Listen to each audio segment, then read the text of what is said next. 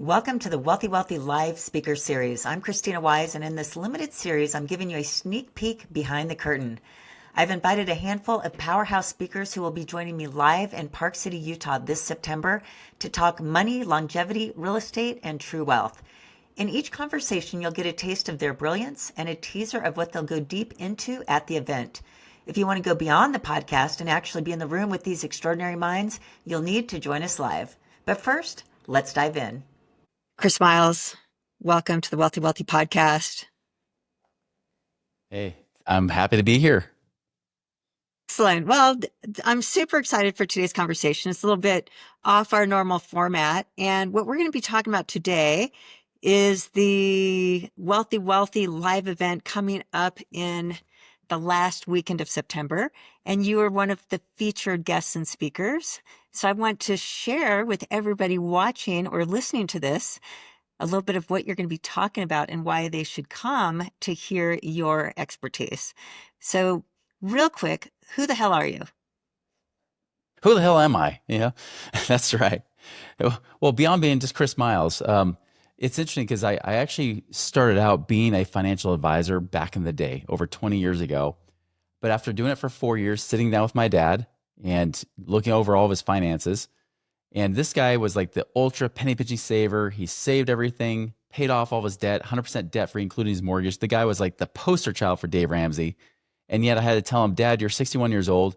If you try to retire today, you're going to need to die in about 5 or 6 years because you'll run out of money. And he's like, I don't want to hear that. Like, I've been saving my whole life. What do I do? I said, I don't know, save longer. Maybe you should just work until you're 70, and that kind of thing.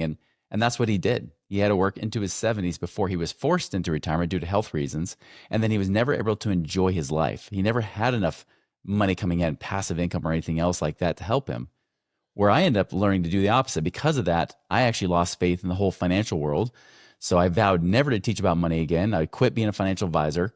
But I met friends, people kind of like you, Krisstina, that became real estate investors. A lot of them were active real estate investors, and they were financially free. I said, well, like Tony Robbins says, success leaves clues. Maybe I should follow the clues. And so back in 2006, I ended up doing some things they were doing, found I can do different things with my money beyond just active real estate investing. I could be a passive investor and still be able to have enough passive income to retire. In fact, I did it when I was 28 years old back in 2006. And of course, everyone wants to know how you did it. So I came out of retirement, lost it all in the recession and then some. I went from millionaire to upside down millionaire, where I was over $1 million in debt. I had to dig out of that debt hole. I did it the second time by the end of 2016. Obviously, this is a very abridged version. But during this period of time, I also learned about things like infinite banking, right? Which we'll be talking about at this event because I was sold an infinite banking policy. I bought it hook, line, and sinker. I was told all the real estate investors are doing it. And then after I bought it, especially during the recession, I couldn't keep it going. I put tens of thousands of dollars into it and lost it all. And not because I had to, but because of how the guy set it up for me. And that's the thing I really want to distinguish, especially when we talk about this event, is what are the myths and the lies, right? What are those things that we're taught, we believe to be true, but it's not, right? Whether it's from financial advisors, from insurance agents, whatever it might be, what's the right way to do this to where you can get from point A to point B as quickly as possible, hitting your passive income, your freedom goals? How do you become work optional, right? Where you work because you want to, not because you have to. And how can we do it as quickly and as safely as we can? And that's really what I want to bring up. Yeah, and that's really the whole theme of the event, is that we're going to be talking a lot about wealth creation and the longevity of money. The whole theme is longevity. And, you and I are both in the education business where we're really teaching those who want to listen about different ways to think about money and finance and investing, and very different than the status quo. And I know I hear all the time about what should I do with my 401k, or should I do a Roth IRA or a traditional IRA or a self-directed IRA? And just these that's those are the types of questions I get. Far more often than any other type of investing question. It tends to do around these traditional retirement vehicles. Yeah. And What do what you can you do say about besides a this? 401k, right? Yeah. So So many people think that that's the only option. And the truth is, wealthy people don't use 401ks.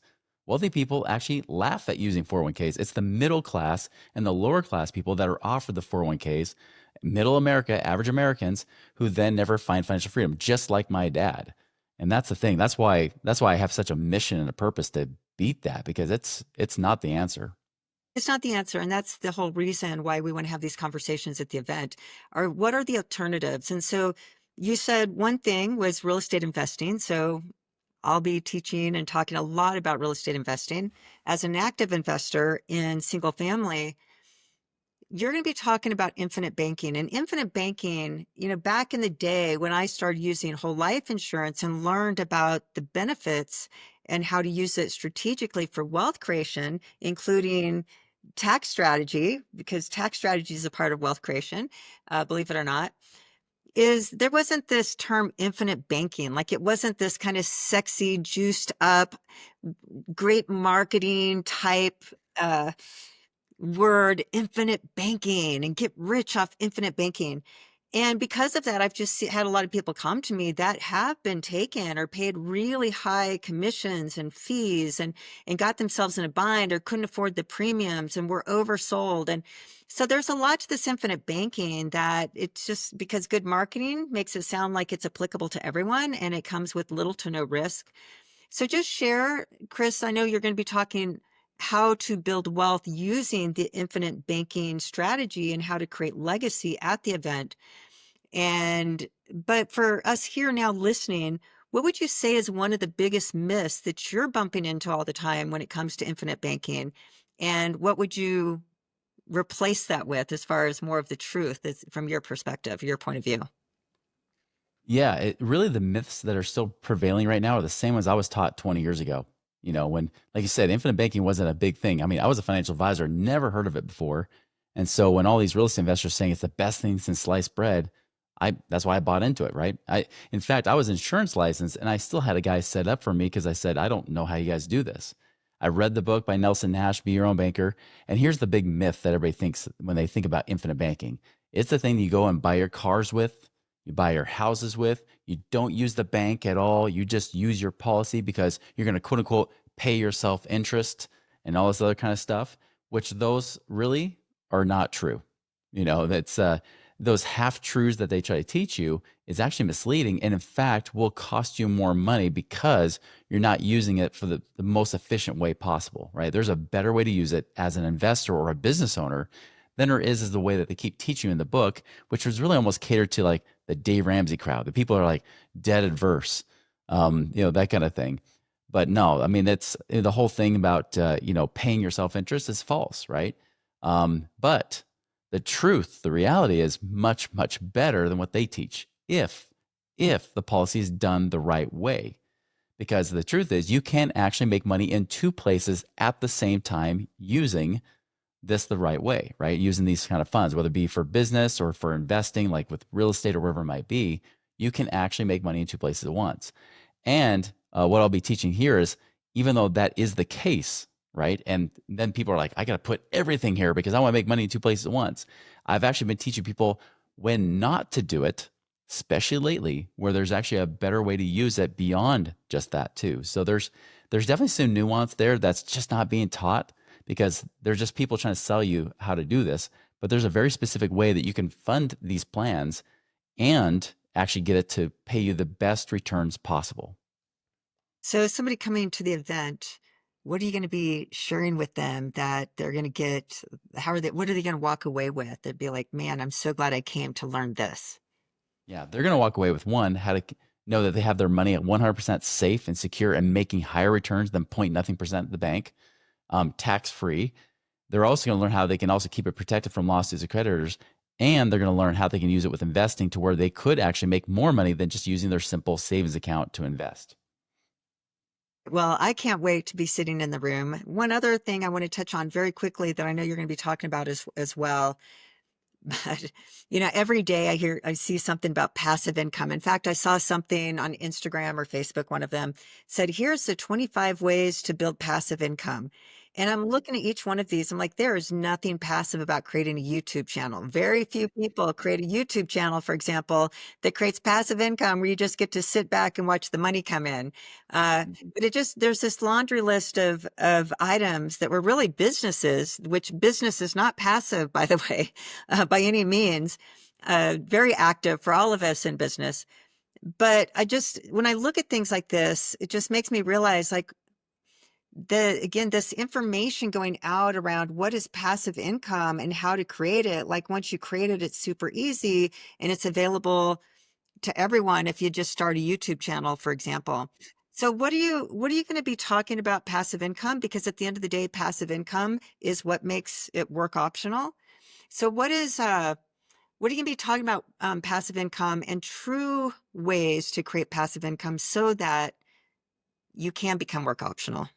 Yeah, I almost hate using the phrase passive income because it's been so bastardized, for lack of a better word, right? It's been so just tainted. Because you're right. I mean, most of the things that are quote unquote passive income is actually not. And so we're going to talk about what that really is. And by the way, it actually means using money. If you have money, you can create passive income. If you don't have money, you're using time and energy, right? Just like those guys that are trying to sell you on passive.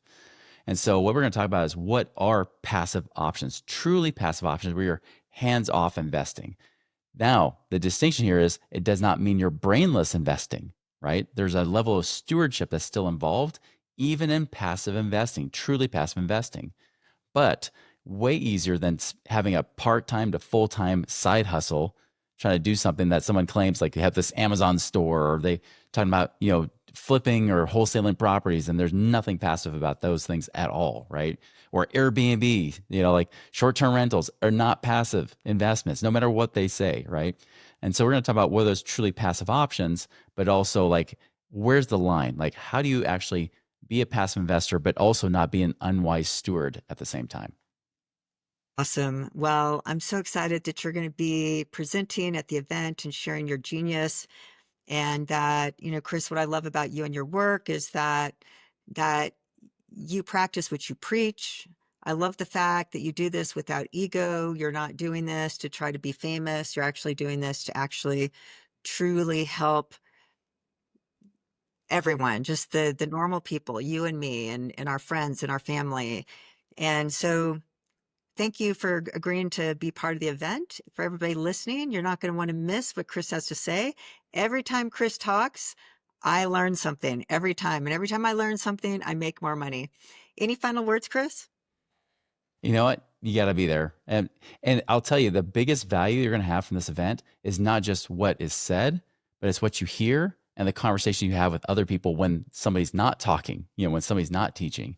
I'll tell you, that's the number one thing. When you're face to face, belly to belly, there are conversations you'll have and transformations you'll have that you can't get anywhere else. And so, not to mention, we're in such a beautiful location in Park City. I mean, that alone makes me want to just be there and just stay, the weekend, right? It's just to be in that space. I know you live there every day, but I don't, and I know a lot of people don't either.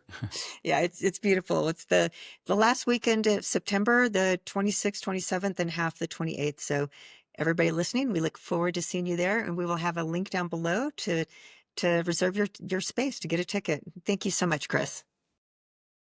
And that was just the beginning. Want to go deeper? Want to meet the speakers and ask your own questions live and in real time? Then join us in Park City, Utah on September 26th, 27th, and 28th for Wellthy Live. You'll meet today's guest in person, along with a dozen other thought leaders in wealth, health, and business. And yes, yours truly will be speaking too. I'll be sharing the real estate investing strategy that built my wealth and financial freedom, and showing you how to apply it to your own life. Seats are limited. This event will sell out. So if you're serious about becoming financially independent, click the link in the show notes to learn more and reserve your seat. I can't wait to meet you there.